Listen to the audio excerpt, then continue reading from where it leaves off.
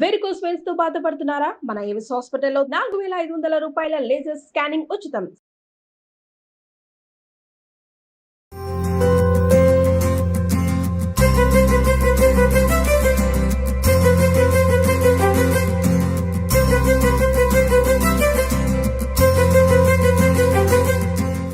Suman TV ప్రేక్షకులందరికీ దీపావళి శుభాకాంక్షలు.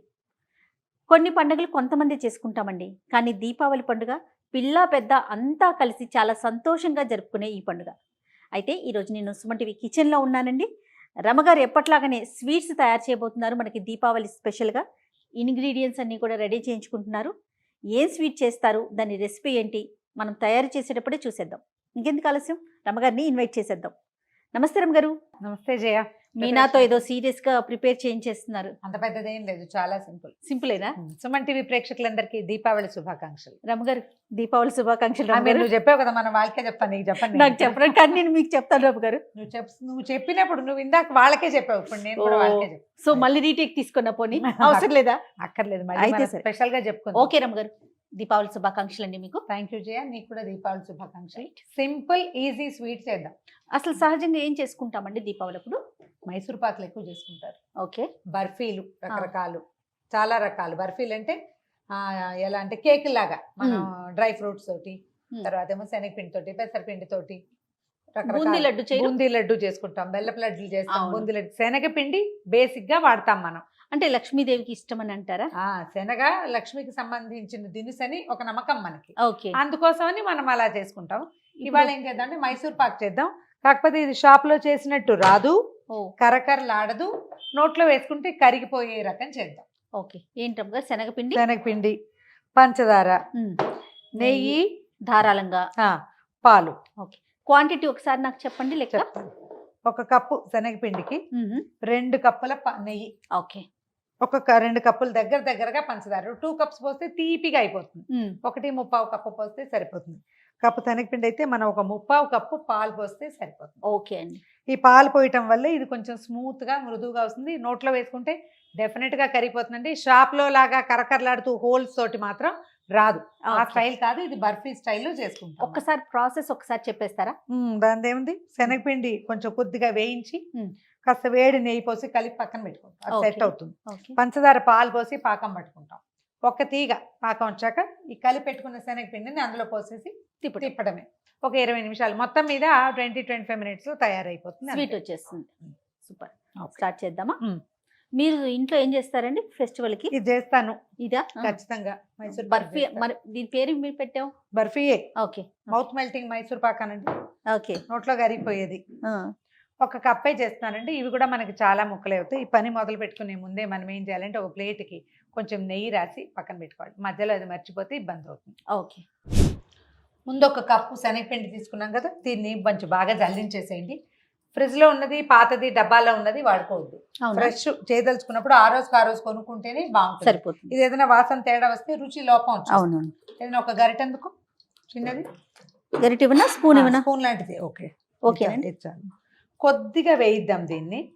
చాలా ఎక్కువ అంటే డ్రై గానే వేయించాలి, అంటే ఎక్కువ వేడిగా మన బాగా వేగిపోవాల్సిన అవసరం లేదు. కొంచెం అలాగా ఇది డ్రైగా అవ్వాలన్నమాట. మనం నెయ్యి కొంచెం వేడి చేసుకుంటున్నాం, కొంచెం వేడి నెయ్యి కావాలి. ఆ వేడి చాలా ఆపేద్దాము. దీన్ని ఏం చేద్దామంటే స్టవ్ వెలిగించి డ్రై మూకుడులోనే ఒక 2 నిమిషాల పాటు వేయించండి. ఇది పొడిగా అయితే బాగా వస్తుంది అన్నమాట. జస్ట్ అంటే ఇది ఎర్రబడాలి, మంచి గుమగుమలాడే వాసన రావాలి, ఆ గోల ఏం లేదు.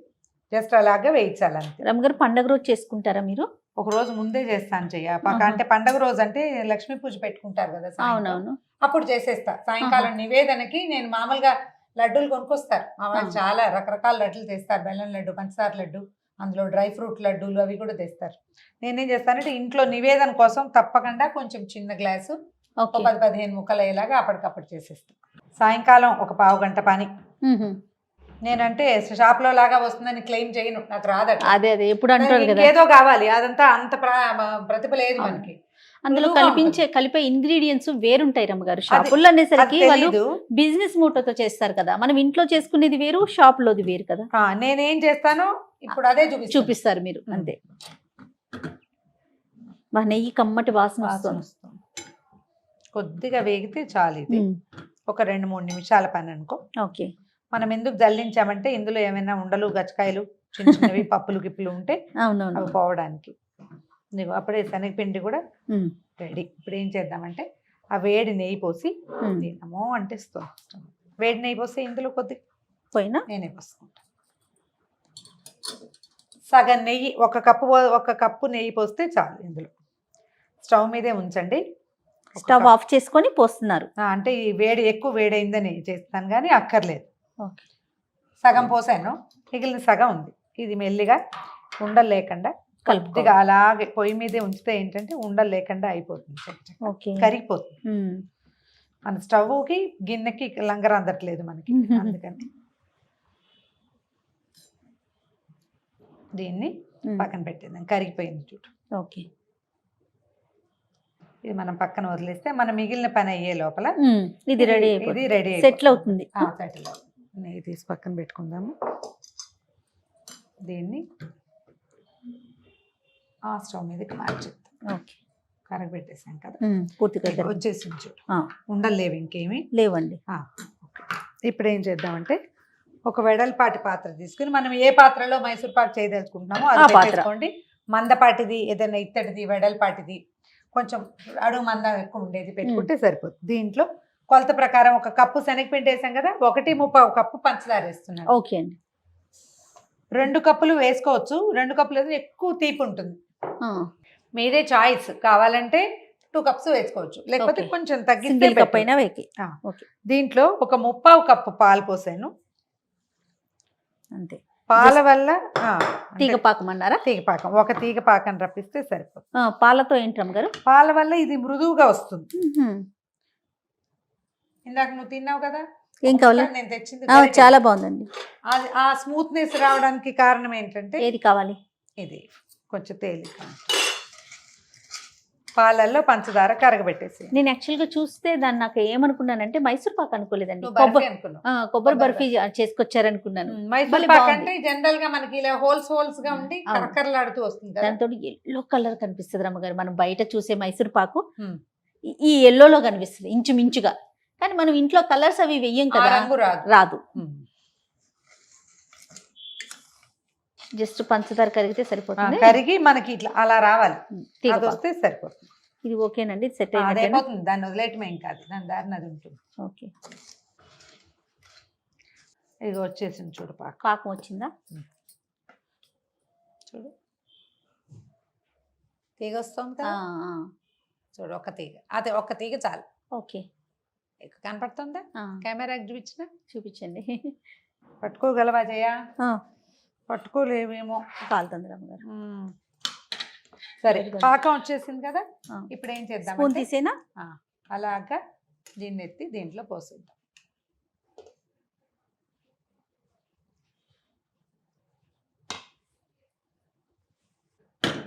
ఓకే. ఇది ఎంతసేపు ఉంచాలి రమ్మగారు? ఇది ఒక పావు గంట పడుతుంది చేయ. ఇందాకటి పని చాలా సింపుల్ గా అయిపోయింది కదా, అది 2 నిమిషాలు, ఇది 5-6 నిమిషాలు, 5 నిమిషాలు. ఇది కొంచెం టైం పడుతుంది. ఇప్పుడు మనం అట్టు పెట్టుకున్నాం పక్కనే నెయ్యి, కొద్దిగా నెయ్యి పోసుకుంటూ తిప్పాలి. ఇంకొంచెం రానిచ్చాక వేస్తే మనకు అప్పుడు బోగా పడిపోతాం. తిప్పుతూ ఉండాలండి. తిప్పాలి, తిప్పుతూ ఉంటే అడుగంటకుండా ఉంటుంది. చక్కచక్క హీట్ బయటకు వెళ్ళిపోతుంది కదా, స్పీడ్ గా అయిపోతుంది అనమాట. కలపకుండా ఉంచామనుకో, చెయ్యి వదిలేస్తే స్లోగా ఉంటుంది పని. ప్లస్ మధ్యలో మనం నెయ్యి పోసుకుంటూ ఉంటే ఉంటే బుడగలు వస్తాయి, మనకు కనపడుతుంది. కొంచెం చూడు, ఇంకాస్త వస్తే అప్పుడు మనకి నెయ్యి పోయంగానే ఇందులో కనపడుతున్న వ్యవహారం ఏంటో తెలుస్తూ ఉంటుంది. రమ్మగారి దగ్గరకు వచ్చేసిందండి. వచ్చేసింది. ఇది ఇంకొంచెం నాన్ స్టిక్ గా అయ్యే వరకు చూసుకోవాలి. సిమ్లో పెడదాం. చటుక్కున అడుగంటిపోతుంది. లాస్ట్ కొద్దిగా అంతా పట్టకపోతే కొంచెం తగ్గించి కూడా పోసుకోవచ్చు. ఇదిగో ఇట్లా తెరగా వస్తుంది చూసావా? అవునండి. ఇప్పుడు వచ్చేసినట్టు. ఆరిపోతే చక్కగా వచ్చేస్తుంది. ఇంట్లో ఏవైనా ఫంక్షన్లు ఉన్నప్పుడు అప్పుడు అక్కయ్య వాళ్ళు 1-2 కిలోలు అలా కూడా చేస్తారు. ఇట్లా కొంచెం చేతి కొద్దీ తిప్పుకోవాలి. కాస్త మగపిల్లలు బలసాలను ఎవరినైనా కూర్చోబెడితే వచ్చేస్తుంది. ఇంకొంచెం తిరుగుదాం. ఇంకాస్త నెయ్యి పట్టిద్దేమో చూడండి. ఇలా తెల్లగా అయిపోవాలన్నమాట. తెలిపి వచ్చిన కొందికి బాగా వస్తుంది. ఆఖరి నెయ్యి వేసేసాను చూడు. ఓకే. చెయ్యి విడవకూడదండి, సిమ్లోనే ఉండాలి స్టవ్. కొంచెం మధ్యలో మొదట్లో అంటే ఎక్కువ పలచగా ఉన్నప్పుడు మీడియంలో ఉంచినా కూడా దగ్గర పడుతుంటే సిమ్లో పెట్టేసేయండి. ఇంక చాలే చెయ్యి. అయిపోయిందండి. దగ్గరకు వచ్చేసి నెయ్యి పడేసరికల్లా మళ్ళీ తిరుగుతోంది అనమాట. లూజ్ అయ్యే కొద్దీ తిరుగుతుంది. సాయంకాలం పూట నేను ఇంత కూడా చేయను, చిన్న గ్లాస్ చేస్తా. ఈవినింగ్ పండగ స్నాక్స్. పనులు చాలా ఉంటాయి కదా, అంటే అవునవును. పండగ రోజు పండగ కోసం నైవేద్యం కోసం అదేలేండి కొంచెం పండగ పనులు చాలా ఉంటాయి కదా. ఇగో ఈ తెర రావాలి లోపల కనిపిస్తుంది అట్లా చూడు. ఇందాకటి కంటే కూడా తెల్లబడింది. అవునండి. చిక్కబడిపోయింది. చాలు వేసేద్దాం. వేసేయండి రమ్మగారు. అదే ఇది ఇప్పుడు ఈ సర్దటం కొంచెం పెద్ద పళ్ళెం పెట్టుకున్నా బాగుండేది. మనం ఒక రవ్వ చిన్నదే పెట్టినట్టు అనిపిస్తుంది. చూడు మొదట ఇంత ఎత్తున వచ్చిందా, అవును. మెల్లిగా సర్దుకుంది చూడు. ఆరిపోతే ఇదంతా సర్దేస్తుంది. నేను ముందే చెప్పాను కదా ఇది బర్ఫీ లాగా వస్తుంది. అవును, ఇట్లా వెనక వైపు నుంచి అనండి రమ్మగారు, పైన నీట్గా వస్తుందేమో. ఆరిపోతుంది క్షణంలో అయిపోతుంది రమ్మగారు. కొంచెం చాకు కూడా కొద్దిగా నెయ్యి రాసాను. అలాగా మనకు కావాల్సిన షేప్లో తీసేయండి దీన్ని.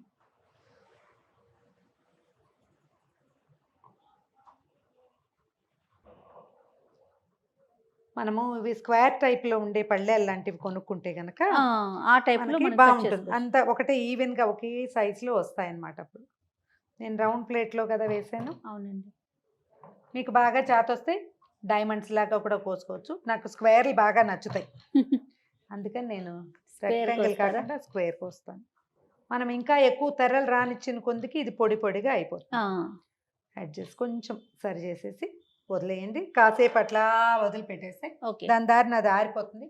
చల్లారాక మనం పళ్ళేను వెనక్కి తిప్పేస్తే ఏ ముక్క కా ముక్క విడివిడిగా వచ్చేస్తాయి. చక్కగా నిలవ ఉంటుంది. 2 కప్స్ నెయ్యి పోస్తేనే ఇలా నోట్లో కరిగిపోయేలాగా వస్తుంది. కొంచెంసేపు వెయిట్ చేద్దామా మరి? వెయిట్ చేద్దాం. ఇది ఊడి వచ్చేదాకా మనం వేరే పని చేసుకుందాం. రైట్. రమ్మగారు అయిపోయినట్లుంది. చల్లారిపోయింది చూడు. కొద్దిగా కదిపి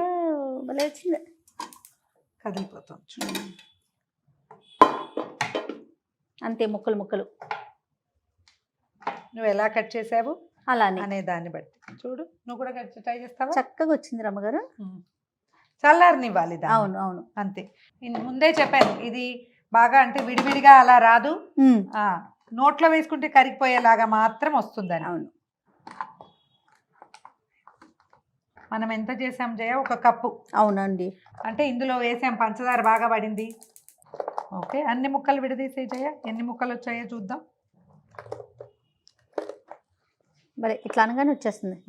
బాగుంది రమ్మగారు, సరదాగా ఉంది. అందుకే నీ చేతికి ఇచ్చాను. సరదా పనులు నాక. అటు ఇటుగా ఈ సైజువి ఒక 34 ముక్కలు వచ్చినాయి. ట్రై చేసి చూడండి. ఈ మెథడ్ ఏంటంటే మనకి ఇళ్లలో ఆల్రెడీ అలవాటైన ప్రకారం ఒకటి ఉంటే ఆ రకము. ఇది కొత్తగా ఉంది, పాలు పోస్తే ఎలా ఉంటుందో చూద్దామంటే ఇది కూడా సింపుల్గానే వస్తుంది. అలవాటుగా చేస్తే మైసూర్ పాకు వస్తుంది. ఇలాంటివి చేసేటప్పుడు ఎప్పుడు చిన్న కొలతతోటి, పావు కప్పు కొలతతో చేసి చూస్తే దానికి కొంచెం ట్రై చేసి చూస్తే తర్వాత వచ్చేస్తుంది. ఏ పదార్థమైనా అంతే. అవును, మైసూర్ పాకు కొంచెం కష్టం అంటారు కదా ఫస్ట్ చేసేవారికి. మనకి ఆ కరెక్ట్ గా ఎప్పుడు పోయాలో తెలియాలి. అది సెట్ అవ్వాలి. పోసాక దాన్ని గట్టిగా అదిమేస్తే ఇంత మాత్రం ఇలా గుల్లగా కూడా రాదు. కొంతమందికి సోడా వేసే అలవాటు ఉంటుంది. నేను కొంచెం సోడాకి ఎగనెస్టే కదా, నాకు ఇలాగే బాగుంది అనిపిస్తుంది. Right. Thank you so much రమ్మగారు. వన్స్ అగైన్ హ్యాపీ దివాళీ అండి. హ్యాపీ దివాళీ జయ. సుమన్ టీవీ ప్రేక్షకులందరికీ హ్యాపీ దివాళీ. తీయని హ్యాపీ దీపావళి.